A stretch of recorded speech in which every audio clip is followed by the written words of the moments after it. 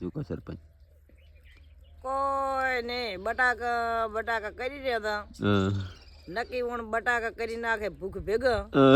કોઈ બટાકા કોઈ કેલાશ લાવે એવું નથી નાખે. હું તો એમ હતું કે મારો બેટો બટાકા હારા છે, કોઈક નવું કરવું છે, 4-5 તોલ હોનું લેસારું અને દોરો કરાવવું પડો. મનના વર્તા મનમાં રહી ગયા.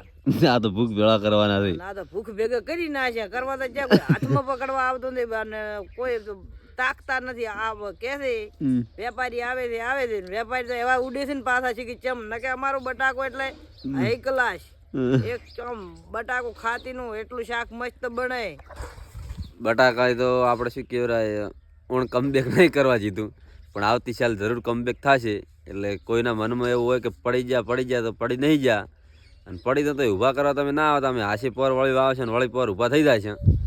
બાકી બટાકો છે તેરવે તો તમને બટાકું તેરવે અને પાડે તો બટાકું પાડે. બટાકો કોઈ દાડો વાવવાનું બંધ ના કરાય. અરે બટાકું વસ્તુ એવી છે.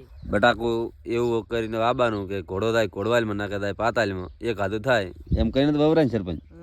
ઘોડો થાય ઘોડવાલમાં નાખે થાય પતાળમાં, એમાં કશું વાંધો ના આવે. તો એક ફેરો આમ તો એક ફેરો આમ તો ફેરે ને ફેરે તમને 200-250 નો ભાવ આવે ને તો પછી તમે એમ કે ગરાય ના રહો. અને બટાકામાં તો ખૂબ મળ્યો છે અને લગભગ એવું જ છે. મારી માતાજી મારી લાજ રાખશે, મારે 222 નો તો ભાવ આવશે ને આવશે. 101% શરત મારી જો. અને અમારા સરપંચની શરત આપણે 1000 ની શરત થઈ ગઈ રેડી.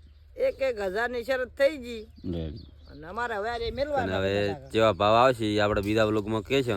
જેવા ભાવ આવશે કને મળીએ વળી બીજા બ્લોગમાં. સરપંચ નવા નાટક જોવા માટે આપણી ચેનલ લાઈક શેર અને સબસ્ક્રાઈબ કરી નાખશું.